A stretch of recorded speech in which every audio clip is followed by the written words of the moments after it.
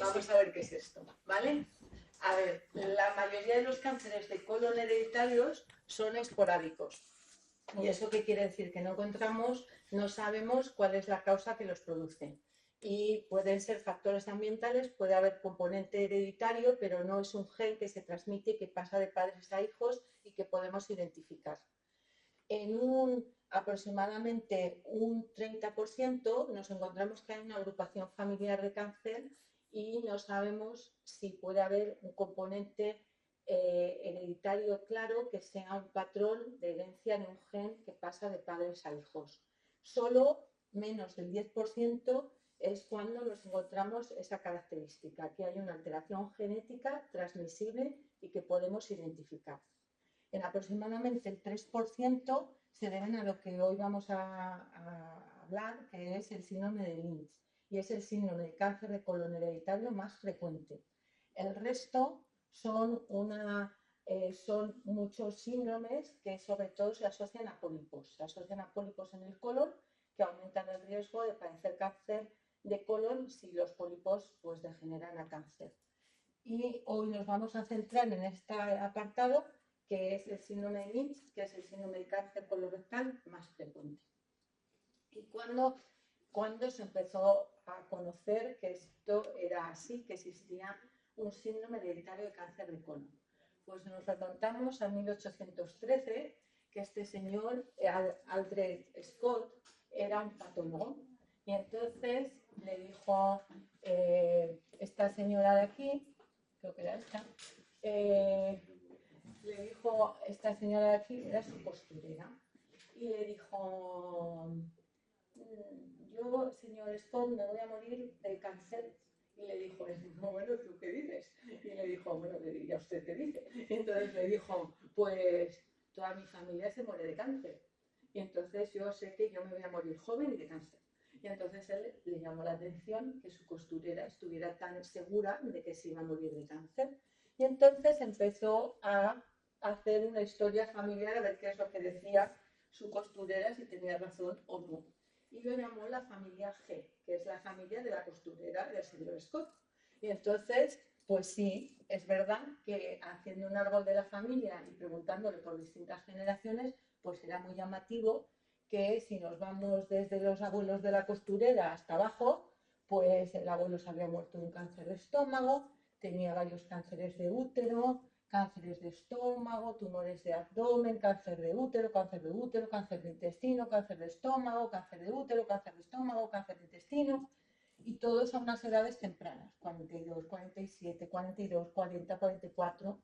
Entonces dijo, vaya, se va a tener razón la costurera, se va a morir joven y se va a morir de cáncer. Y parece que tienen los mismos tipos de cáncer, que tienen cáncer de útero, cáncer de estómago, cáncer de intestino, tumores digestivos y tumores ginecológicos. Y entonces él no supo identificar por qué pasaba, pero fue el primero que describió que podía haber una herencia en cuanto al cáncer, porque se veía una transmisión vertical que pasaba de padres a hijos y veía que había varias generaciones afectadas de los mismos tumores. Y esto fue la base de lo que ahora conocemos el síndrome de Lynch, porque hasta muchos años después no apareció Henry Lynch, que se murió hace poquitos años y que venía a España periódicamente porque le gustaba, era un señor muy afable, pero que en los años 70, ya de 1970, pues entonces él cogió otra vez la familia G y dijo, voy a ampliar esta familia, eran de origen alemán, y entonces él se fue a Alemania y empezó a indagar a ver cuántas generaciones conseguía encontrar, etc.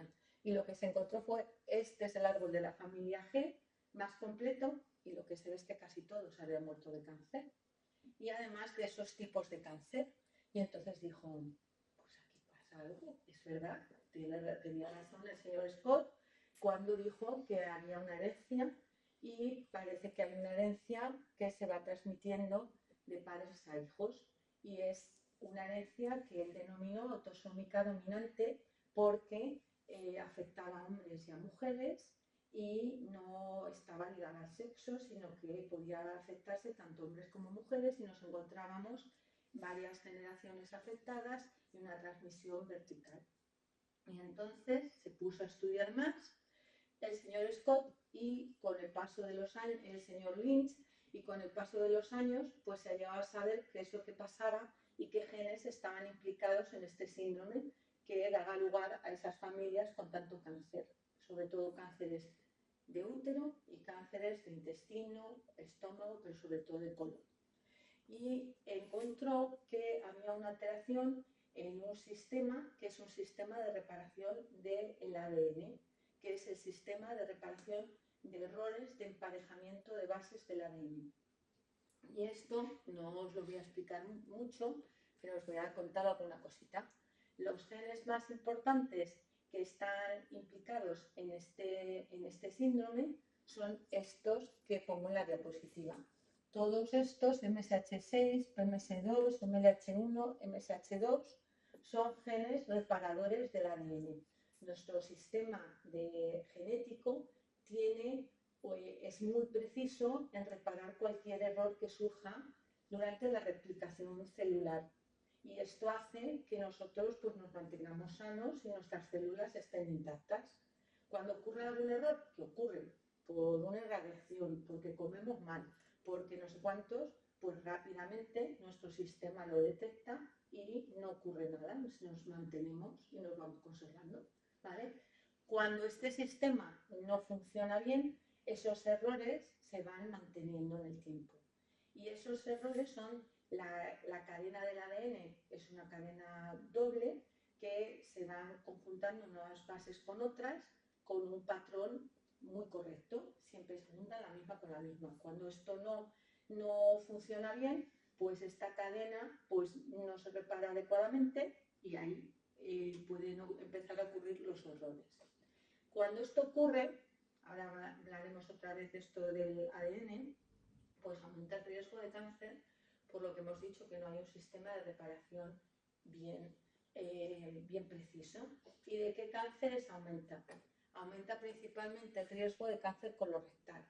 El riesgo de una persona que tiene una mutación en alguno de esos genes y que es una mutación heredada con la que naces con esa característica, igual que tener el pelo rubio, moreno, los ojos marrones o azules, pues naces y el riesgo a lo largo de la vida depende de la alteración genética que tengas, varía en función de esos genes.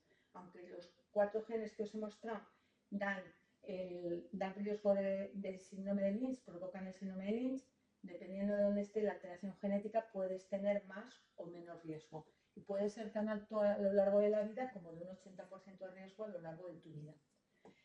Aparecen pólipos.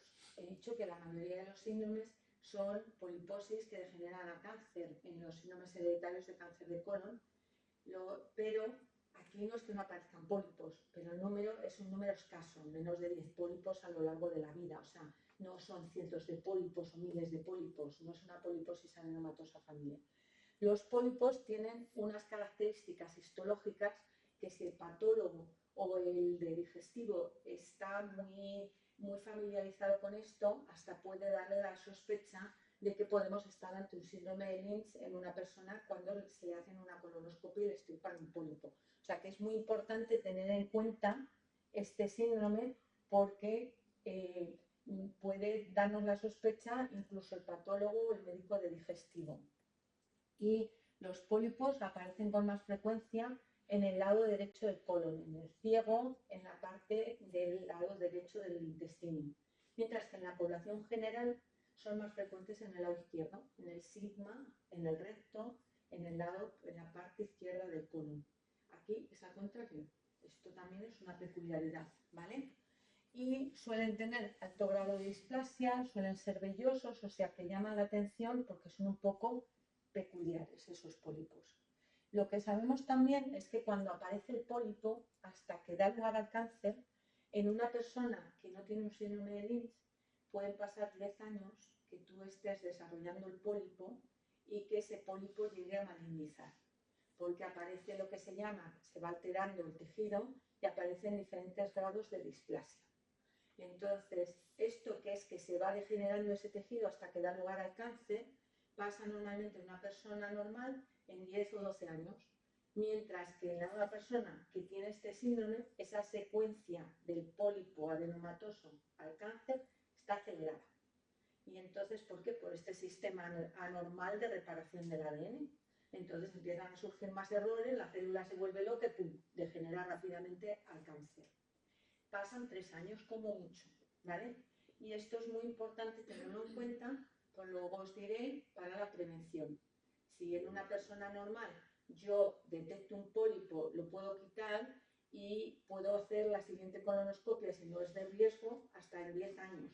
Pero en una persona con un síndrome de Lynch no me puedo descuidar hasta 10 años porque en medio le ha salido cáncer. Entonces las colonoscopias siempre se tendrán que hacer con un intervalo inferior a 3 años.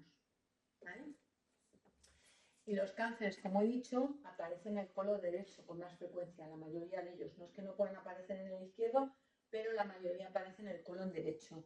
Y luego tienen un infiltrado linfocitario, que esto es muy peculiar, es que aparece, son como más inmunológicos estos tumores, porque como ha aparecido tanta alteración en la reparación, aparecen anomalías y el sistema inmune de la persona empieza a ir allí a intentar repararlo, a intentar contener lo que está sucediendo.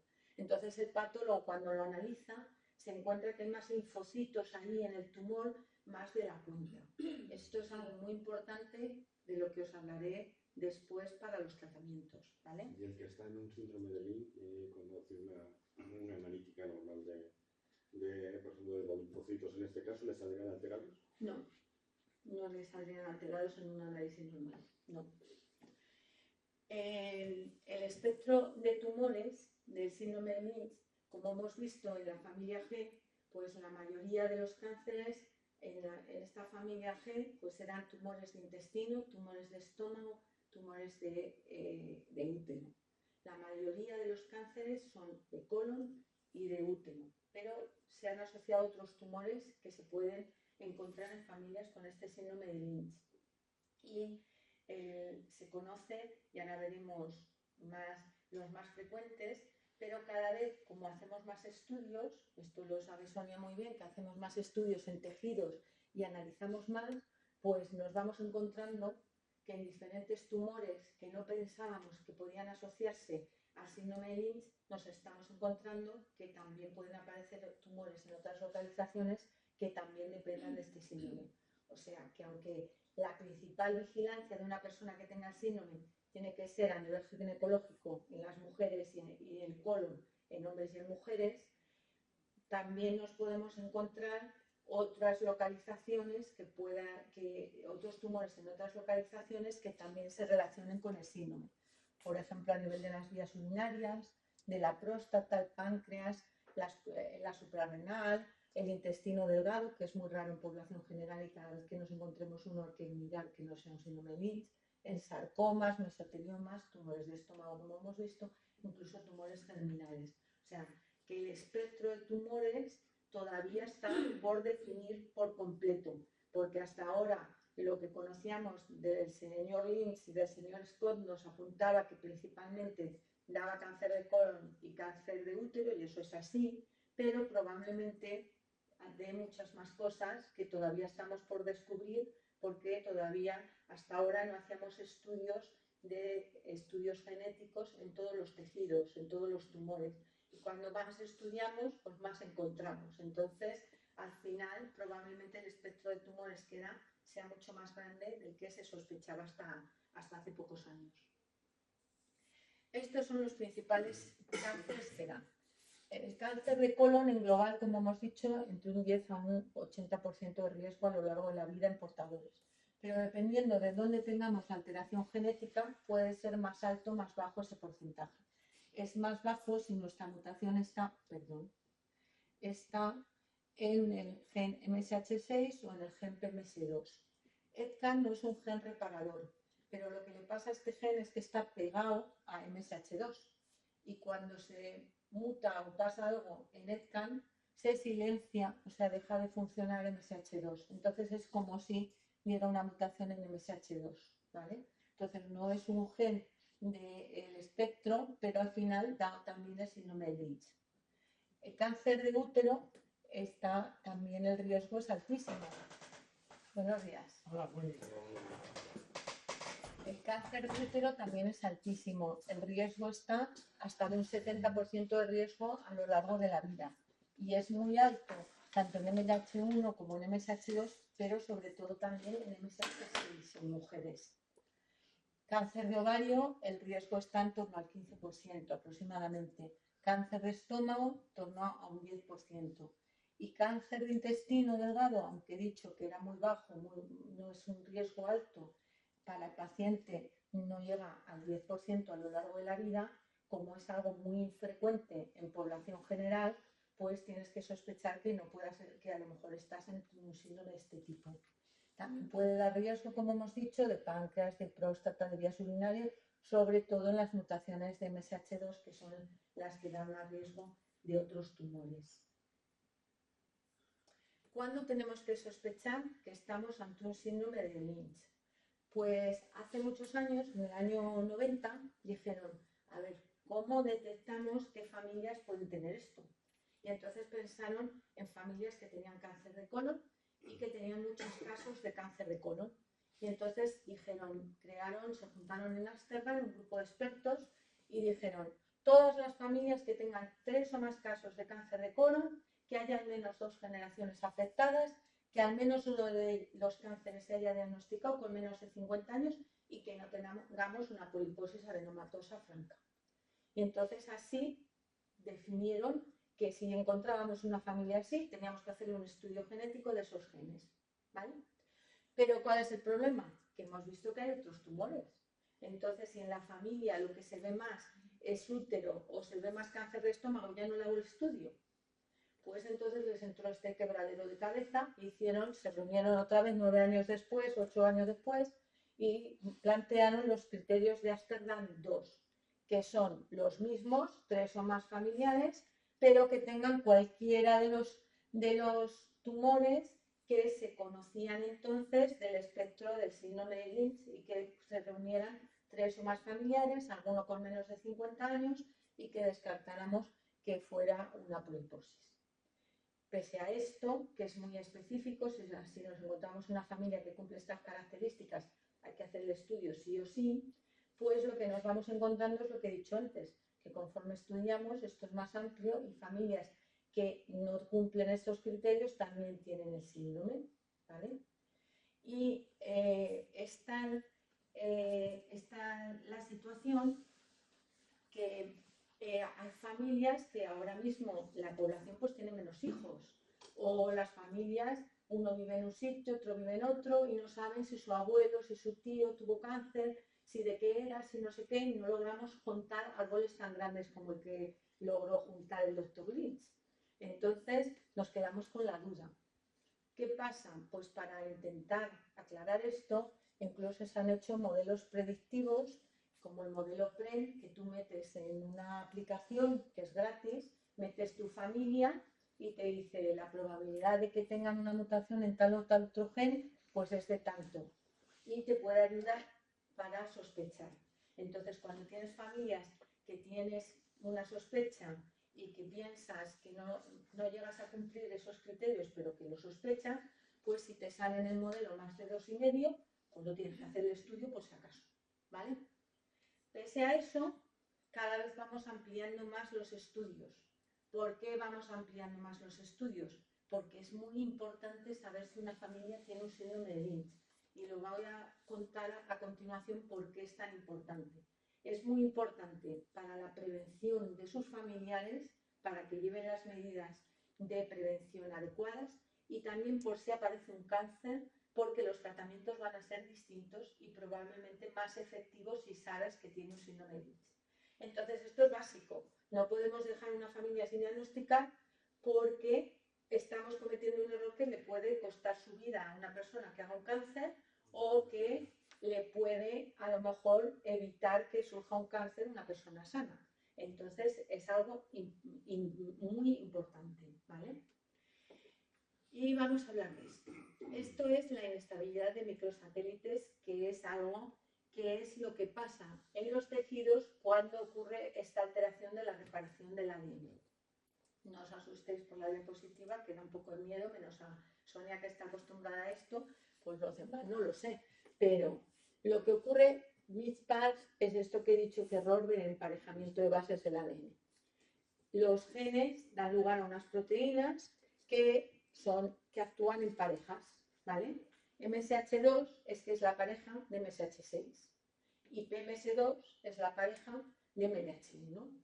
Entonces forman un grupito, se pegan al ADN, ven dónde está el error, MSH2 con MSH6 lo identifica, llega la otra pareja, se pega y avisan al sistema de reparación, llega una isonucleasa, lo escinde los nucleótidos, lo repara y se corrige el error, ¿vale?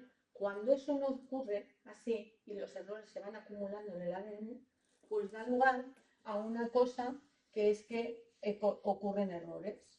¿Dónde ocurren más errores? Pues donde tiene que ser más fino el que no se equivoque al meter una letra de más, una letra de menos en el ADN. Normalmente cuando se equivoca más, cuando tiene que meter secuencias repetidas, que es lo que nosotros llamamos microsatélites, que son 25 A's o 25 CA. Pues en vez de meter 25, mete 27 o mete 23, pues ya la, ¿vale? Y entonces ocurre una cosa, que el ADN no se pliega adecuadamente y hace un churro. Y entonces la célula va a su aire. Y esto que parece así, dices, ¿y esto qué pasa? Pues esto es importantísimo.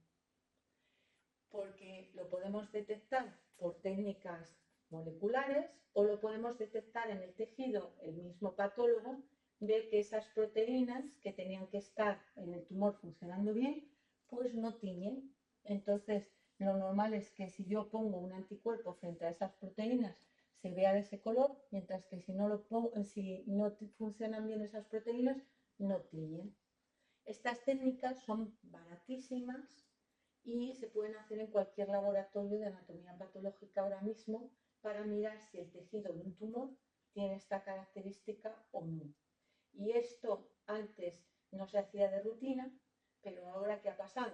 Pues que hemos demostrado que es tan importante saber si una persona tiene un síndrome de Lynch o no para sus tratamientos y para la prevención de sus familiares, que la conclusión es que hemos llegado a hacerlo de rutina a todo el mundo que tenga un cáncer de colon y un cáncer de endometrio, y cada vez se va extendiendo más al resto de los tumores, por lo que os he dicho. Aunque no lo tenga, ¿verdad? Aunque no lo tenga, no puedo verlo en el tejido. Vale. ¿Vale? Esa es la dificultad, ¿vale? Entonces, normalmente parto de alguien en la familia que haya tenido un cáncer. Por eso, esa es la estrategia. Hace unos años ya, en el 2005, hace 20 años, ya nos dijeron los americanos, cuidado, que es que si yo me pusiera a hacer esto en todos los cánceres de colon, casi el 20% me saldrían inestables, y esto es importante, saber si tienen esa característica, porque de esos, entre el 2 y el 3% van a tener un síndrome de Lynch. El resto será porque en el mismo tumor, conforme se ha ido produciendo, se han ido silenciando genes, lo que sea, y la proteína no está funcionando correctamente. Pero de estos, casi un 3% o aproximadamente un 3% van a tener un síndrome hereditario de cáncer. Y es importante detectarlo. Y entonces ellos dijeron, nosotros haríamos la inestabilidad a todos los casos de cáncer de colon. Nosotros en 2005 decíamos, claro, ¿cómo vamos a hacer eso? No sé qué. No, esto es lo que ahora mismo ya empezamos hace unos años, en el año 2015, dijimos, van a tener razón. Y entonces empezamos en las guías españolas a meterlo a todos los casos de cáncer de colon por debajo de los 70 años que se diagnosticaban con menos de 70 años. Por esto que hemos dicho que es más frecuente que el cáncer aparezca a una edad más temprana. Pero no son esto matemáticas, puede aparecer a cualquier edad. Y entonces, cuando hemos ido viendo que esto también importa para los tratamientos, pues hemos ido cambiando las estrategias de decisión. Y a partir lo voy a contar después, desde hace unos años, pues ya lo hacemos a todos los cánceres de colon que se diagnostican en España, se le mira si tiene inestabilidad de microsatélites, porque es una técnica muy barata, muy fácil de hacer y que nos va a determinar si estamos ante un síndrome hereditario de cáncer de colon o un síndrome de Lynch, y nos va a determinar cuáles son los tratamientos que tenemos que usar también para ese caso en cuanto al tratamiento oncológico. Para el cáncer de útero pasa lo mismo. En el 2006, los mismos americanos, la doctora Hampel dijo, cuidado, que esto es igual, te sale un 20% inestables y aproximadamente un 2% van a tener una mutación, van a tener un síndrome de Lynch. Deberíamos hacerlo a todos. En España lo hicimos, probamos a ver cuánto nos salían a nosotros. Pues nos salían más que a ella. Nos salía que hasta el 4,6% de todos los casos de cáncer de endometrio tienen un síndrome de Lynch. Y dijimos, no son muchos, pero deberíamos hacerlo a todos el estudio de inestabilidad. Pues todo depende de lo que queramos conseguir. En el año 2020, las guías españolas nos dicen que sí, que lo hagamos a todos y que esa debe ser la estrategia diagnóstica ahora mismo. Todo cáncer de útero que se diagnostique en España tiene que hacerse ese estudio de inestabilidad para ver si tiene un síndrome de Lynch. Todo cáncer de colon que se diagnostique en España tiene que hacerse ese estudio para ver si tiene un síndrome de Lynch. ¿Y por qué es esto? Porque va a ser muy importante para su tratamiento de esas personas y para saber qué estrategias de prevención tienen que llevar. ¿Por qué? Porque si nosotros detectamos en una familia que hay un síndrome de este tipo, hay medidas que han demostrado que son eficaces en cuanto a la prevención. Y eso está demostrado. No es que es posible que mejore. No. Es que la colonoscopia en estas personas, si la hacemos a unos intervalos ajustados y empezamos a una edad temprana, pues logra reducir el riesgo de cáncer de colon y aumentar la supervivencia. Este es un estudio también ya antiguo de unos finlandeses que demostraron que reducía el riesgo de cáncer de colon al hacer la colonoscopia, y la hacían cada 3 años, que a algunos se les pasaban, en un 62%, y reducía la mortalidad por cáncer de colon en un 65%. ¿Qué tratamiento hay más eficaz que esto? Nada. O sea, que es necesario prevenir, y si sabemos qué grupo de personas tienen un riesgo aumentado por sus antecedentes familiares y que tengan un síndrome hereditario, pues no, eso no lo podemos dejar. Eso es lo primero que tenemos que hacer. El riesgo encima de hacer segundos tumores en estas personas, porque tienen esa alteración de la reparación, es altísimo. Con el tiempo pueden llegar a ser de hasta un 73%, dependiendo de dónde esté la mutación. Si es MLH1 o MSH2, el riesgo es mayor. Y dependiendo también de a la edad que hayan tenido el cáncer. Si han tenido el cáncer más jóvenes, a los 40, 50 años, el riesgo de que hagan un segundo tumor es altísimo, y un tercero, y un cuarto. Entonces, esto, si no está atento el médico que lo ha visto, pues nada, pues se encuentra al siguiente y al siguiente, y uno será mejor, otro será peor. Es muy importante que estas personas lleven el seguimiento adecuado y que se decida si en estas personas las cirugías tienen que ser más amplias, porque no hagan segundos tumores después de haber tenido uno. ¿Cada cuánto tienen que hacerse las colonoscopias? Como he dicho, no deben pasar de los 3 años. Depende del gen, tienen más o menos riesgo, como he dicho. Pero conforme vamos pasando más tiempo de intervalo entre las colonoscopias, en meses, de 12 meses, tal, pues nos podemos encontrar que puede haber un número de casos que nos encontramos en ese intervalo, pero conforme vamos aumentando el tiempo, el número de casos va exponencial. Entonces, mínimo, la recomendación normalmente es que hasta los 40 años se puede hacer cada 2 años, desde los 40 se recomienda anualmente. ¿Vale? O sea que es en las personas en las que nosotros debemos recomendar el hacer la colonoscopia cada 1 o 2 años, dependiendo de la edad, pero no dejarlo. Entonces, para el cáncer de colon, colonoscopia cada 1 o 2 años, empezando a los 20-25 años si tenemos un síndrome identificado.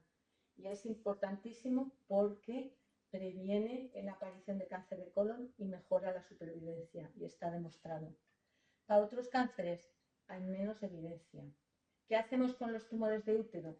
Pues con los tumores de útero lo normal es que tomemos biopsia endometrial por si empieza a degenerar y que hagamos ecografía transvaginal anualmente para intentar ver los ovarios. pero se ven muy mal. Y lo que se recomienda es la cirugía. Una vez que la mujer ha tenido los hijos y no piensa tener más hijos, es quitar útero y ovarios, ¿vale? Por el riesgo que pueden tener de estos cánceres. Para otros tumores, pues depende del gen que esté afectado, puedes tener, y de la historia de la familia, puedes tener más riesgo de cáncer de estómago, entonces se recomienda gastroscopia, siempre se recomienda una basal con eliminación de Helicobacter pylori para evitar otros factores ambientales de riesgo de cáncer de colon, de cáncer de estómago. Para el cáncer de páncreas solo se recomienda el cribado si hay antecedentes en la familia, y así para las vías urinarias normalmente se recomienda para el gen MSH2 revisiones por el urólogo con citología de orina, pero hay que individualizar los seguimientos porque depende mucho de cada gen y de cada familia. Las cirugías, como he dicho antes, esta es una revisión sobre qué es mejor si hacer una cirugía una vez que tengo el cáncer. Ya no hablamos de prevención, ya apareció el cáncer. Hablamos del cáncer, la cirugía es la misma en una persona que tenga un cáncer esporádico, que no tiene antecedentes, que un síndrome de Lynch, pues hay que valorar mucho en función de la edad por el riesgo de segundos tumores que he dicho. Y si el tumor aparece en una edad muy joven, pues se tiende a hacer cirugías más extendidas que cuando es un tumor esporádico. O sea que es importante saberlo desde el principio si estamos ante un síndrome de este tipo. La cirugía de los tumores ginecológicos, si no haces cirugía, el riesgo de que aparezca cáncer a lo largo de la vida pues va subiendo de manera exponencial, depende del tipo de mutación, pero puede llegar a ser muy alto, por ejemplo, mutaciones de MSH6. Si haces la histerectomía, pues ya se acaba el problema. Igual pasa con la cirugía de los ovarios y de las trompas. El riesgo de cáncer de ovario está en torno al 15%, no es altísimo, pero la posibilidad de detectar precozmente es muy difícil, incluso con ecografía transvaginal, aunque la hagas anualmente. En mujeres portadoras, pues se recomienda la cirugía una vez que ya han tenido los hijos. ¿Hay algún tratamiento que yo pueda poner en población sana o en población que ha tenido un cáncer y tiene un síndrome de Lynch para evitar que aparezca un segundo tumor? Pues el único que ha demostrado eficacia es la aspirina. Y la aspirina lo ha demostrado claramente, reduce el riesgo de cáncer de colon en más de un 60%. Pero es que no solo reduce el riesgo de cáncer de colon, reduce el riesgo de otros tumores, reduce el riesgo de cualquier otro tumor asociado al síndrome de Lynch en casi un 60%, en un 55%. El problema que tenemos de estos estudios, que está todavía en marcha y llevan más de 10 años haciéndose, es que no sabemos bien cuál es la dosis ideal, porque este estudio se hizo con dosis de 600 miligramos. Entonces, la dosis se considera muy alta por los problemas que puede dar de hemorragias digestivas o de sangrados.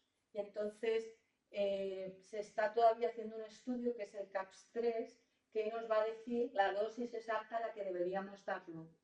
Pero es el único tratamiento preventivo eficaz a día de hoy, la aspirina, ¿vale? ¿Y qué pasa si ya tenemos un cáncer y lo tenemos que tratar con tratamientos médicos, ¿vale? Ya lo hemos operado, ya hemos prevenido, ahora hemos operado el tumor, se ha aparecido. Y ahora, ¿qué hacemos? ¿En qué tenemos que tener en cuenta si tenemos que poner un tratamiento médico de quimioterapia o de otro tipo? Pues que la quimioterapia adyuvante, que es la quimioterapia que se da después de la cirugía, en estos pacientes no vale. ¿Vale? Entonces, no nos empeñemos en dar quimioterapia, que es lo que hacemos cada vez que vemos un paciente que se opera y que puede tener alguna característica de riesgo, porque estos tumores, la quimioterapia con 5-fluoruracilo, que es el tratamiento de elección, pues no es útil, ¿vale? Y se ha demostrado incluso que podía ser hasta un poco peor darla que no darla. Entonces, cuidado, es mejor saber si tiene un síndrome de Lynch o no, por no tampoco perjudicar al paciente con tratamientos que no le sirvan. Pero lo que sí que nos vale esa característica que tienen esos tumores, esto que hemos llamado inestabilidad de microsatélites, que se vuelven un poco locos ese ADN, pues es que nos va a permitir seleccionar los pacientes para hacerles tratamientos personalizados. Y saber que tienen esa característica es esencial para decidir no poner a lo mejor la quimioterapia y poderles poner inmunoterapia, porque estos son los pacientes que mejor responden a los tratamientos de inmunoterapia. Y entonces, ¿ahora qué pasa? Pues que ya estamos extendiendo el hacer el estudio de la inestabilidad de microsatélites a casi todos los tumores y nos estamos encontrando que sabemos más sobre el síndrome de Lynch, sobre qué tumores dan, porque es la manera de saber que es cuándo va a responder un tumor muy bien a la inmunoterapia. Y este estudio ya se publicó hace unos 10 años y lo que nos decía es que los tumores inestables, fueran de la estirpe que fueran, pero sobre todo los de colon, pero también otros, podían responder muy bien al tratamiento con inmunoterapia, que en este caso era con pembrolizumab, con un inhibidor de PD-1.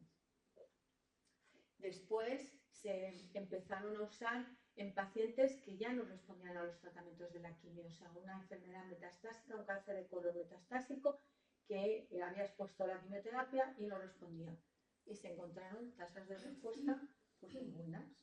Entonces dijeron, vaya, a ver si vamos a tener que empezar a usar más inmunoterapia que quimioterapia. Y efectivamente, pues ya llegó este estudio que nos demostró que los pacientes con primera línea, o sea, primera elección, poner tratamiento con inmunoterapia, dan mejor que si los tratas con la quimioterapia. Entonces, es muy importante saber si el paciente tiene un cáncer de colon que tiene inestabilidad de microsatélites, porque no se va a beneficiar tanto de la quimio, sino que se va a beneficiar mucho más de la inmunoterapia. Y ese será su tratamiento de elección desde el principio. O sea, nos olvidamos de la quimio y empezamos a tratar con inmunoterapia al cáncer de colon que tiene esta característica, ¿vale?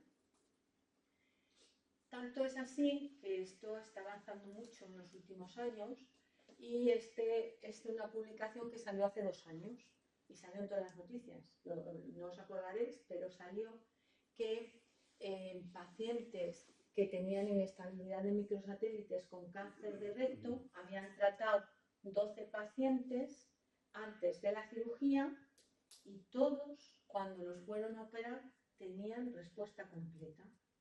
¿Y qué nos planteamos ahora? ¿Si hace falta operar? ¿Hace falta operar a estos pacientes o no? Pues esta es la pregunta que se está haciendo ahora mismo. El estudio está en marcha ahora mismo, pero los datos sugieren que probablemente a estos pacientes se obtienen tan buenas respuestas que no necesitemos ni siquiera operarlos, cuando además estamos hablando de cirugías de recto que son mutilantes, que en pacientes jóvenes pues los abocas a una bolsa para toda la vida, a disfunción sexual, a muchísimos problemas de por vida. Entonces, esto es algo más que interesante. Perdón, Sí. el cáncer de recto yo lo he tenido. Sí. Que acaba de decir Sí. que no habría que operar, ¿entendido? Eso en algunos tumores todavía no se sabe, se está estudiando eso. En algunos tumores que tengan esa característica que hemos dicho que se llama inestabilidad de microsatélites. Lo que pasa ahora que todavía está en estudio, ¿vale? Pero eso es lo que se está intentando estudiar, ¿vale? Si en algunos pacientes que tengan una característica peculiar, podría evitarse la cirugía, que si lo operaron, pues ya sabe lo que es una cirugía. Ya me operaron, me dieron radioterapia, quimioterapia y después la cirugía y luego la quimioterapia. O sea que es un tratamiento muy doloroso y muy largo, y que si en algunos pacientes muy seleccionados, pero que tengan esta característica, somos capaces de evitarlo, es algo fantástico, porque podemos conseguir muchísimo. Esto está en estudio, pero no va a tardar mucho, o sea, ya hay resultados, ¿vale? O sea, que en los próximos años sean pacientes seleccionados, pero tendremos los pacientes que digamos, a estos no hace falta esto, Entonces, es algo muy importante. Gracias. Pero vamos avanzando más. Si yo sé que hay un síndrome de Lynch en una persona sana, que es lo que me preguntabas antes, podemos hacer un análisis y detectar esto, no sé qué. Bueno, pues vamos por ahí, vamos por ahí. A ver, esto es que estos son estudios, y nosotros estamos participando en algunos, que lo que estamos intentando es detectar en el tejido sano esa característica antes de que surja ni el pólipo ni el cáncer. Que veamos que ese tejido ya empieza a alterarse molecularmente, ¿vale? O sea, que no se ve, no hay pólipo, no hay lesión, pero que en el tejido aparentemente sano haya alteraciones moleculares, haya esa inestabilidad de microsatélites. Esto lo han visto en tejido sano de colon. Nosotros, por ejemplo, tenemos un estudio con Barcelona, con el ICO, que lo estamos haciendo en aspirados de endometrio para detectar si es posible que haya lesiones que aparecen en personas totalmente sanas y que de repente empieza a cambiar ese tejido. Y eso nos puede dar la idea de que esa mujer hay que operarla ya. O sea, este año, por ejemplo, de los aspirados que hemos mandado haciendo estas técnicas que hemos estado haciendo, pues nos ha salido uno. No, esa mujer ya hay que ir diciendo al ginecólogo que vaya preparando para operarla, porque si se descuida tenemos un cáncer en la siguiente revisión. Esa es la idea.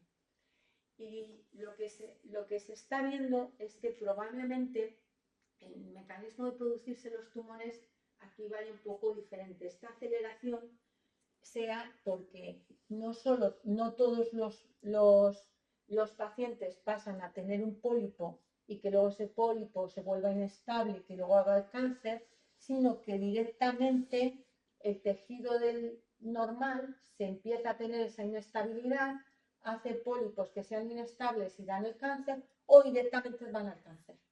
Y entonces ni vemos el pólipo, ¿vale? Entonces, esto es una manera que probablemente esté más acelerado, como hemos dicho, y que por eso la detección y el seguimiento de estar muy pendiente de esos casos, pues es muy importante.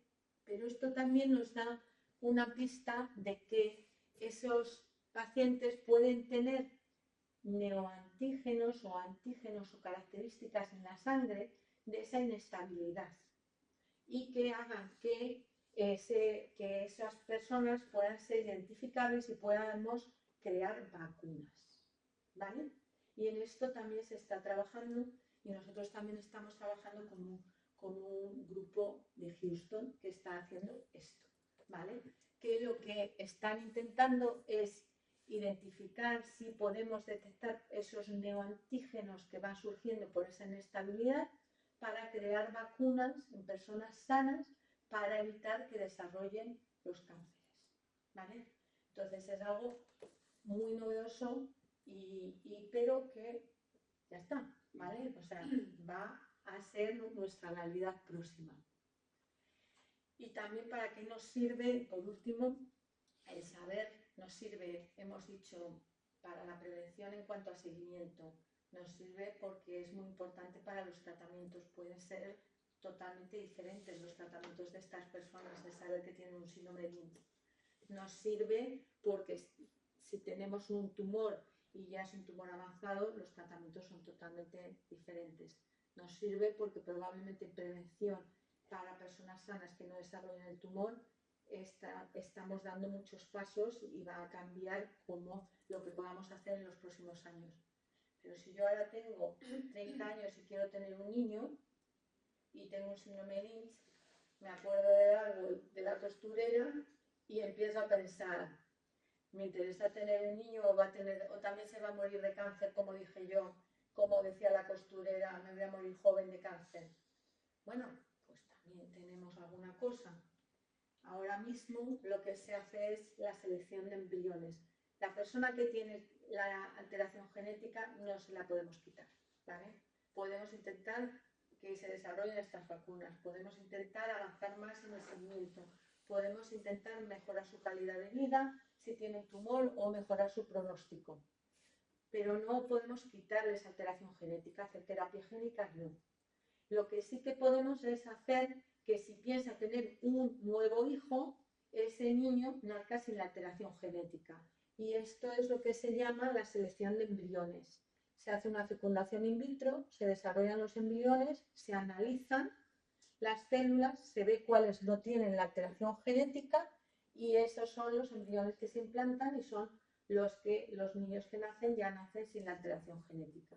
Esto está aprobado por ley en España y en las personas hay varios comités éticos, etcétera, y en las personas que tienen una alteración genética demostrada, pues se puede llevar a cabo.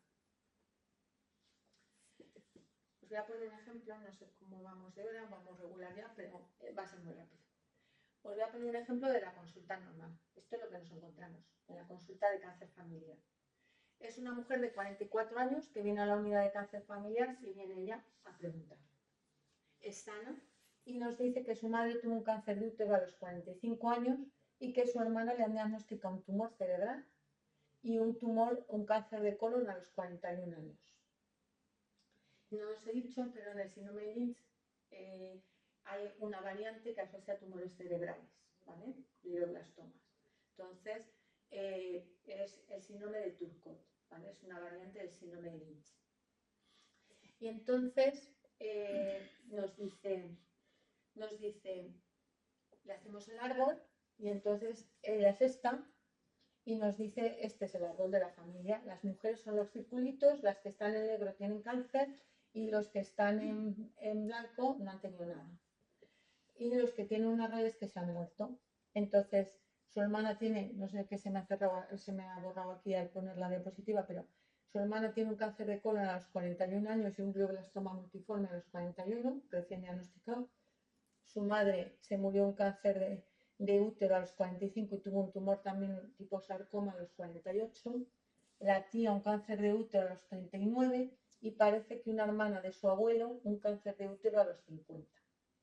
Esto es un ejemplo de lo que hemos dicho antes. No todos son cánceres de colon, sí que vemos varias generaciones afectadas, 3 generaciones afectadas, jóvenes con menos de 50 años, pero no todos son colon, vemos otros tumores. Tenemos que sospecharlo. Y entonces le decimos, hay que estudiar a tu hermana, porque es en la que podemos hacer en el tejido algunos estudios. De entrada, si es posible, primero en el paciente que ha tenido el cáncer. Hacemos el estudio de inestabilidad y nos sale que es inestable. No os voy a entrar en el detalle. Nos sale que esta proteína, que es MSH2, pues como veis no tiñe como la otra. Esta es normal y esta no tiñe en el tejido, que os he dicho que es una técnica inmunohistoquímica baratísima, o sea que esto lo hace el patólogo y cuesta 10 euros, ¿vale? Y nos vamos a hacer el estudio genético ya, tomando una muestra de sangre, sacando el ADN de cualquier tejido sano para ver si es algo de herencia que tienen todas en su ADN como constitucional suyo, y nos sale que efectivamente que el gen MSH2, que es el que no tenía la proteína en el tumor, pues tiene una pérdida de un trozo grande del gen, ¿vale? Que ha nacido así. Entonces ya sabemos qué es lo que pasa porque esa mujer ha tenido un cáncer de colon y un glioblastoma multiforme, un tumor cerebral, y probablemente lo ha heredado de su madre, como ya sabíamos. Una vez que sabemos el estudio genético de esta, cuál es la alteración genética, vamos a estudiar a la que nos ha consultado. Mientras en este intervalo, pues esta mujer se muere, ¿vale? Estudiamos a esta mujer y nos sale que también la tiene. Tiene 44 años y está sana. Y entonces nos dice, ¿qué hago yo? ¿Qué hacemos con ella? Pues hombre, hay que seguirla, porque es fundamental. Pero nos dice, ella ya tiene la mutación y nos dice, lo primero que le pedimos es la colonoscopia. Y ahí nos sale que hay 2 tumores sincrónicos de colon ya, que ella no tenía ni idea, pues nunca se había hecho una colonoscopia. La hacemos y tiene 2 tumores en el colon. Y entonces lo que le proponemos es, si quiere, la idea es hacerle una cirugía más amplia, porque es una mujer joven, no solo quitar un trocito de colon en una cirugía segmental, sino hacerla más grande. Y valoramos hacer una colectomía subtotal y valoramos si hacerle también una cirugía en el mismo tiempo del útero, porque dice que ya no va a tener más hijos y que esto está asustada, que ya quiere que le quiten todo, que ya con 44 años no se plantea otra cosa. Y se hace. Y nos encontramos dos tumores muy localizados, un T1 y un T2, es que son ambos muy precoces, muy incipientes, o sea que, y tienen todas las características de infiltrado linfocitario, de inestabilidad de microsatélites, o sea, son tumores que le han salido por el síndrome de Lynch que tienen, pero es que también tiene un cáncer de útero, ¿no? Cuando se lo quitamos, también muy incipiente, un T1 en E0. Hemos optado por la mejor opción. Ella ha optado por la mejor opción. ¿Por qué? Pues porque no requiere más tratamiento, está curada de los 3 tumores que tiene en ese momento y sí que requiere un apoyo psicológico porque la mujer está afectada, como es normal. Actualizamos el árbol y ahora ella ya aparece negrito, ya tiene cáncer, tiene 3 tumores ha tenido. Y entonces le proponemos el estudio a los familiares que puedan estar a riesgo, que habría que estudiar a los hijos, a estos primos que tiene aquí, y también estaría indicado ese primo de su madre y el hijo de su hermana que ya tiene, que es mayor de edad. No hacemos el estudio en menores porque no aparece la enfermedad en niños ni en la adolescencia. Y a partir de los 18 años se hace el estudio genético, que es un análisis de sangre. En sanos lo hacemos y el hijo de la hermana también es portador. Y eso es todo. Pues muchas gracias.